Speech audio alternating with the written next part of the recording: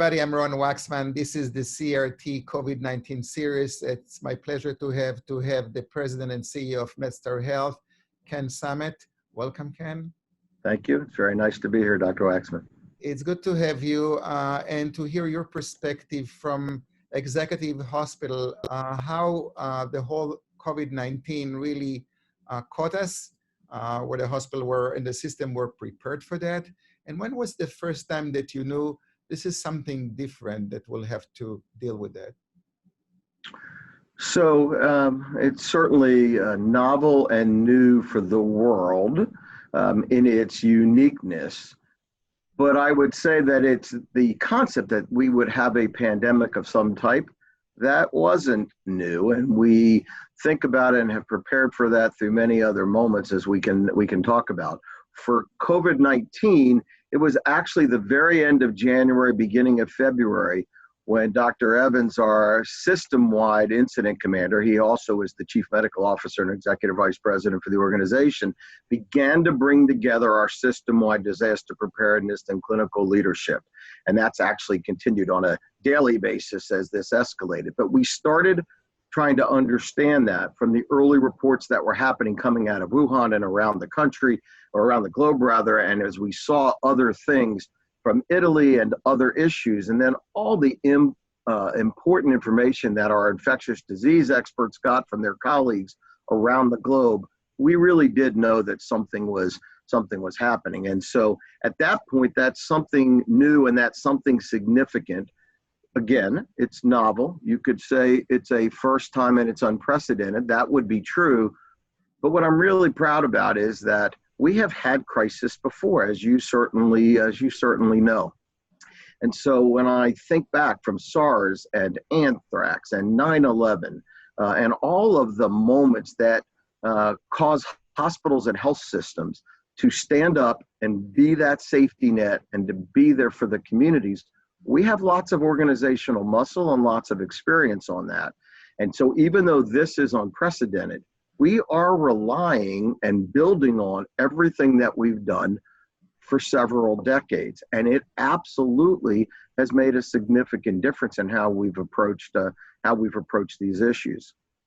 So from size-wise, the Washington Hospital Center is the largest hospital in the national capital.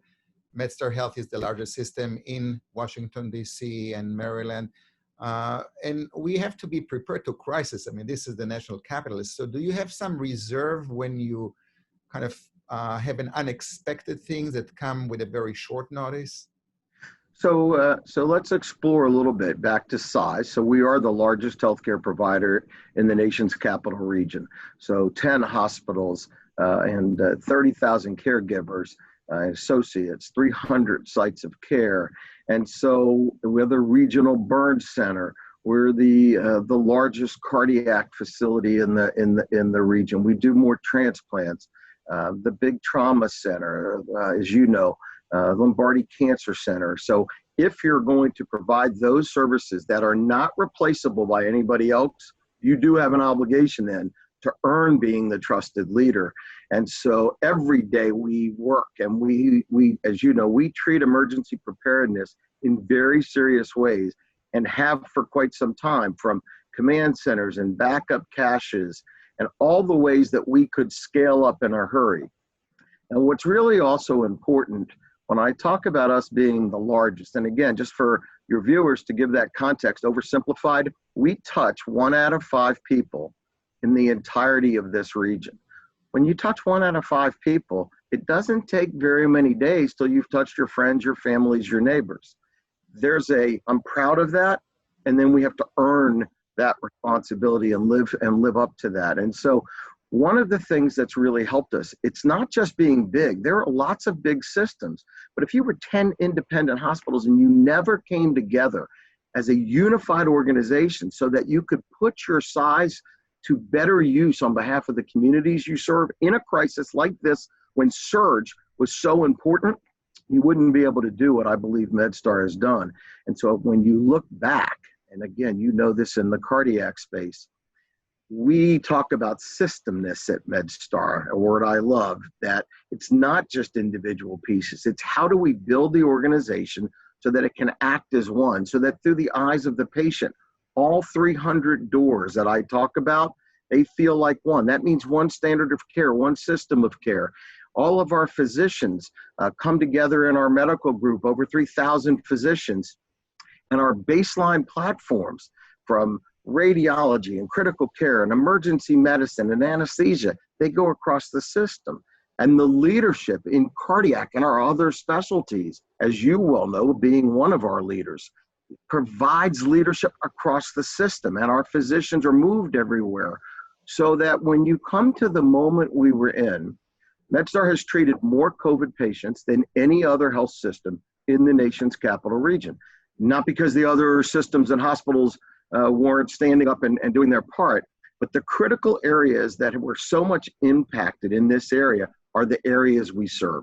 Today, we're over 3,200 inpatient COVID patients we've taken care of, and almost 6,000 to 7,000 outpatients, COVID positive. We're taking care of them. They don't need to be in a hospital. New York City and New York are its own place, but if you think about our area, the state of Maryland has had the 4th highest number of admissions of any state in the country. It's the 19th biggest state. That doesn't add to it the District of Columbia. It gives you a sense of how significant the load has been. And so when I come back and I think about MedStar Washington Hospital Center, where you're sitting today and has taken care of more COVID patients, what's the hospital center historically and MedStar Georgetown, they always receive patients from across the region. They're the big quaternary centers. We're used to that. You're used to that. But this time, after they filled up, they've been able to send patients back out with an appropriate standard of care to all of our different community hospitals. And that's created more capacity for the hospital center to then take more quaternary and truly sick, patients into the hospital. If that didn't happen, we would have actually been in the scenario where, as you saw, unfortunately, in some of the hospitals in New York City, despite heroic efforts, you start to melt down because you have no ability, no release valves. All of that comes together in how we've built the system over the last 20 years, so that in a moment like this, as you said, where does our reserve come from? Our reserve comes from the fact that we can operate as one. Let me just add a few more pieces to that. It's all the heroes on the front line you see, but it's the heroes in facilities and supply chain and all these other areas. We've added, almost 50% ICU capacity across the system. We built out almost 300 negative pressure rooms across the system. All of these things happen because there's also non-clinical but support heroes that came in every day, that stand in harm's way, but wanted to make sure we lived what we needed to on behalf of our community.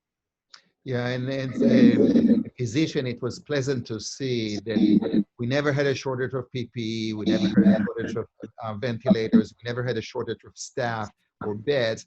I mean, things that we heard in other countries and also in New York and other areas. And also, I think, as you have said, I mean, this flexibility of navigate patients and to stream them to the different institutions, including NRH and others, I think kept us in numbers that are tolerable for a system, even though you want to stress the system, but you felt that the system definitely passed that stress. But there was one thing that, and I know it was not your call, it was more the governor call and the mayor call, and across the country, was to stop the elective procedures. And I can understand it for the first couple of weeks in preparation, but that had been lingered. We were just released actually, I think this week or last week on Friday to start elective. That gives us almost 90 days of not doing elective patients, which this is what the hospital lives on. So tell me a little bit how you negotiate this with the governor and the mayor. I mean, how do you deal with that? Because you probably feel a lot of pressure. Hospitals lose a lot of income. We know, we hear other places that physician loses their job, staff loses their job, and yet they have the capacity to treat those patients. So you raised certainly a very complicated issue. And the same way I talked about what we learned historically from SARS and anthrax and Ebola and other issues of that nature and other crises, we learned from this as well. I think everybody well-intended tried to do everything right. But of course, with hindsight, you realize that certain decisions actually weren't the right decisions, at least not for the time frame as you spoke about in this case. And I suspect that one day, I hope many, many, many years from now, when there's a new novel pandemic, we as a society, as a healthcare industry, as government leaders, will do things differently because we'll have experience and lessons learned from this moment. So I would say that when it first started off, everybody said we had to create significant capacity for the surge based on what we saw. And I think that every hospital in America, working with the leaders, jumped right in, as you said. But I think everybody assumed that was going to be, for 2 or 3 weeks. So if you think about your cardiac patients, other than the true emergencies, you could probably say, it'll be okay. I can manage this patient at home for 2 weeks. No one thought this was going to be 12 weeks. And so not only financially, which we'll come back to, but medically, we did create a second crisis here in this country because patients that should have come in for care after week 2 or 3 were still not coming in for care at week 10, 11, 12. And that created a whole nother set of issues. I think everyone was surprised with the magnitude of decline for stroke patients, for cardiac patients in the emergency rooms. How could that stop 50%? It's not that we just stopped electives like orthopedics and other surgeries.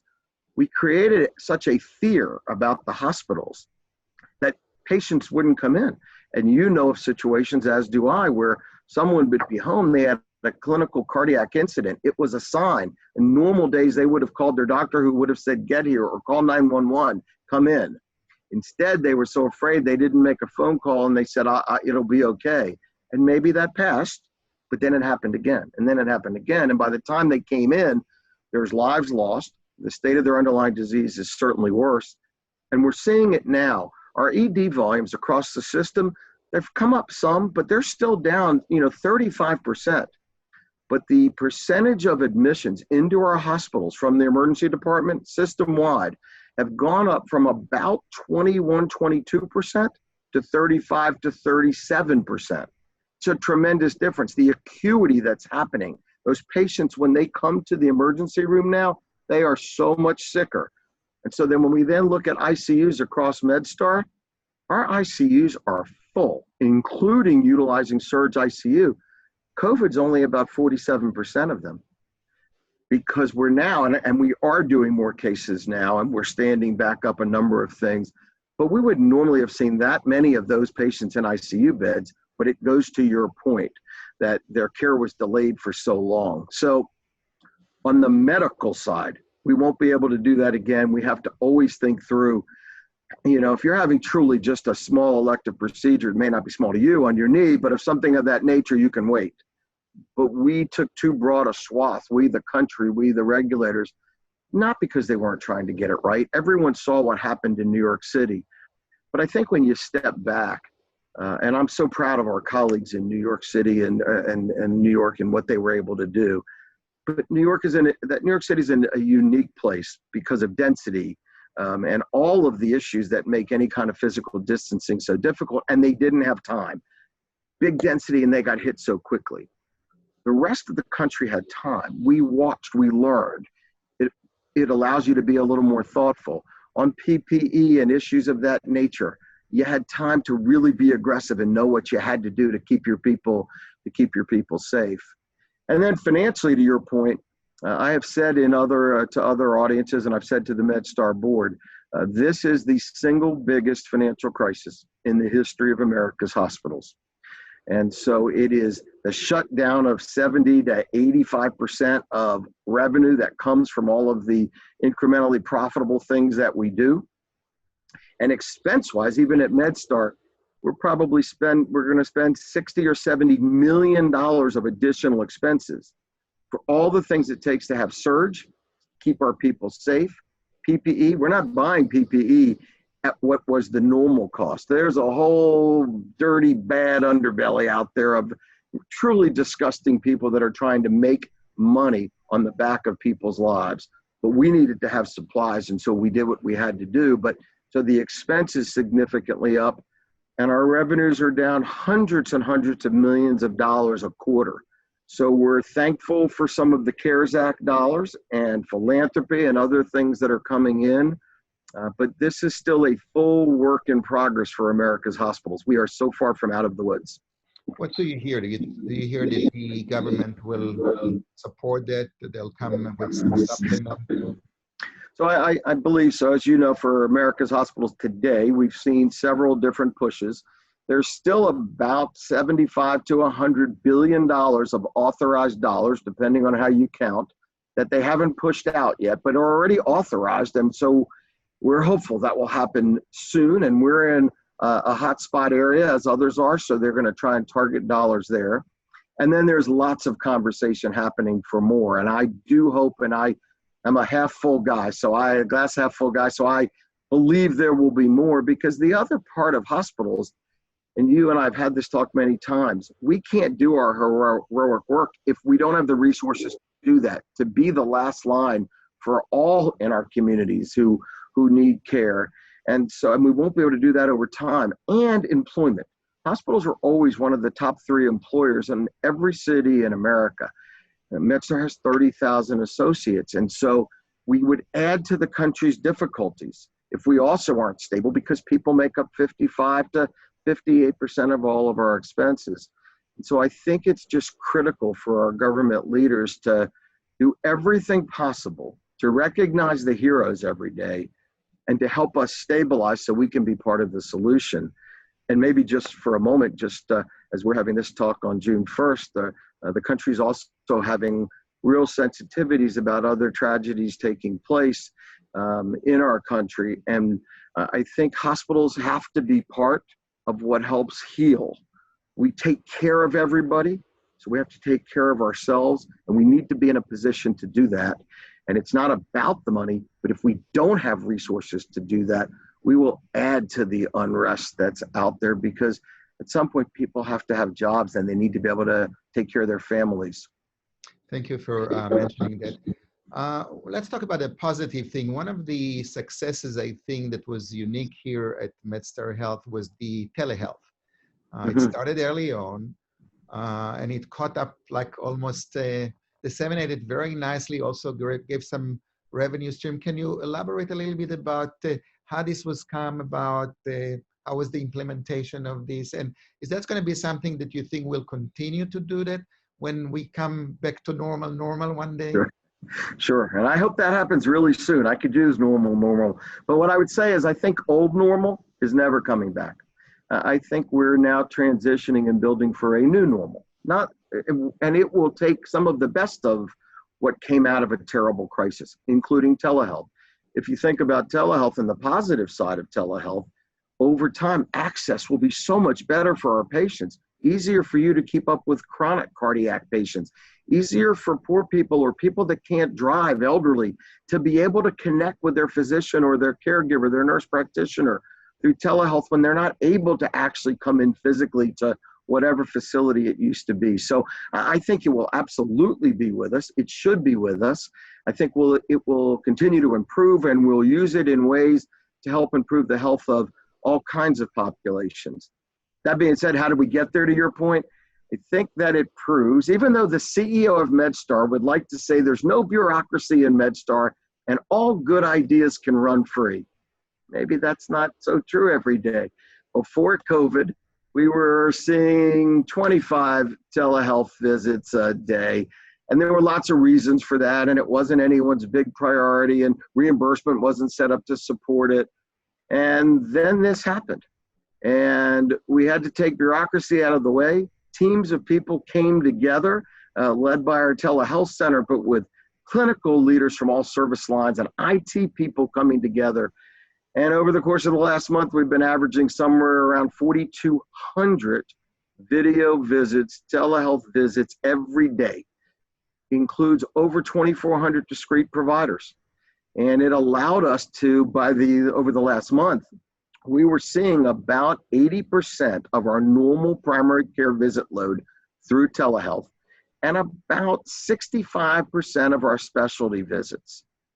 And so now today, as you noted, we're able to now come back we're seeing about 55% of our physician visits, and we're back to about 91 or 92% of our overall physician activity. About 55% of that is physical in the office, but that's a pretty big piece. And what we saw was in the satisfaction surveys we did online with our patients, most overwhelmingly liked it. They liked the interaction with their caregivers. And I think some of it is just like we're doing now. If this was a telehealth visit, I'm looking at Dr. Waksman, he's looking back at me. You don't have so many other things happening. You feel like you have this time. I think there's a positive that comes out of all of those issues. But it is a remarkable example of the power, the ingenuity, the innovation, the creativity of all of our people. And as the CEO of MedStar, we have to make sure that we stay out of the way sometimes and we let the ingenuity of our people run wild to try and do really important things. That's terrific. And as we move forward, my probably last question would be about coming back to what is going to be the new normal. But what we hear a lot from patients is that they do need some escort from their family. And they also want to come to a hospital area that would be, as much as we can guarantee them COVID-free. So there will be a COVID segment and a non-COVID segment. So at MedStar, you guys are trying to look on partitions, and what ways would you able to allow some minimal visitation or escorting families into this procedure to give them some certain of security when they get their treatment? Because as you mentioned before, patients are afraid even to come to the emergency room, to procedures. We need to build that trust again, and we're probably going to live with COVID for quite some time. The vaccine is going to be at least a year from now, and even that not going to be completely wipe it out. So how the MedStar system preparing for solving those two main issues of visitation and COVID-free environment? So really important question, really important comments you made, Ron, for sure. It starts with, we are going to have COVID with us for a long time. I pray for a vaccine and scale and herd immunity like everyone else, but we have to make an assumption responsibly as healthcare leaders that we're in a 12 to 18 month time frame without question. And so what we have to then think through is what's the best way to accomplish the objective of caring for all our patients, our COVID patients and our non-COVID patients. And part of that is mentally having them comfortable that they can come as non-COVID patients and get care. That will include, I think, COVID units, non-COVID units, COVID-free areas, and not. I think that we'll have certain facilities where we'll know, and we'll use our ambulatory and our physician pieces, and we'll try and be very smart on that. That won't be possible in all cases, as you know. And so then the physical changes that are happening already at MedStar as we're standing up in terms of how can we build thoughtful partitioning? How can we give people guidance on the floor to be physically distanced? How can we make sure that everyone has a mask and we're doing temperature checks and we're making as certain as we can that everyone can feel safe and have a real care experience? It is a real issue and a very active issue for us. And you know, the one thing I'd say, and I've said this as I've been spending a really important amount of time the last 3 weeks visiting all of our different entities and talking with folks, you know, I feel safer inside our hospitals than I do walking through the grocery store, because in our hospitals, everyone's conscious. It is an environment we're trying to keep infection free. Everyone wears their mask. No one would think twice about that. You go to the grocery store, as you know, sometimes they wear it, sometimes they don't. In one of our hospitals, if somebody didn't have a mask, we'd say, the mask comes on now or you need to leave. I'm afraid to say that at a grocery store. I don't have any authority for anything. So I'm not so sure that it's as bad as people think, but I understand why they think that, and it's our responsibility to make certain that we do everything we can. As you know, we talk about MedStar being the trusted leader for the communities we serve. This is part of earning that trust.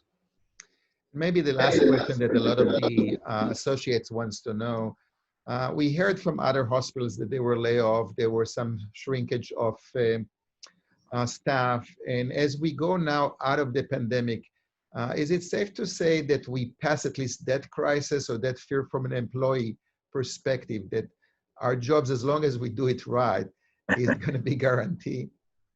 So I wish starting with me there was guarantees in the world, but here we are talking about COVID-19. But here's what I would say, and I'm really glad you asked this question. The organizational stake in the ground that the organization that Ken Samet put in place right in the beginning, was this would be our true north: people first, our patients and our associates, and then financials. Financials for today and financials for tomorrow. You could say, well, that sounds obvious. Who wouldn't say that as the leader of an organization? But the question is, do you really live that? And do you make all the decisions in that way? Do you spend $20 million more on PPE to make certain that you have two of things to keep your people safe?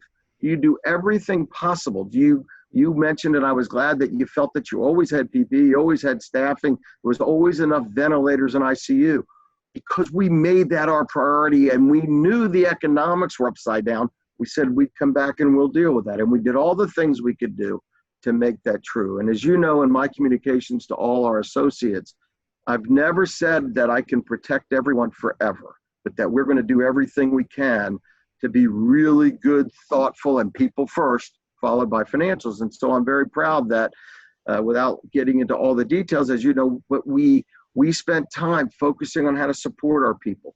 We put a lot of extra advanced PTO so we could keep you in full pay status. And as of about 2 weeks ago, I take that back, as of last week, out of our 30,000 associates, we've actually only had 140 associates that actually used up their PTO and all our advance.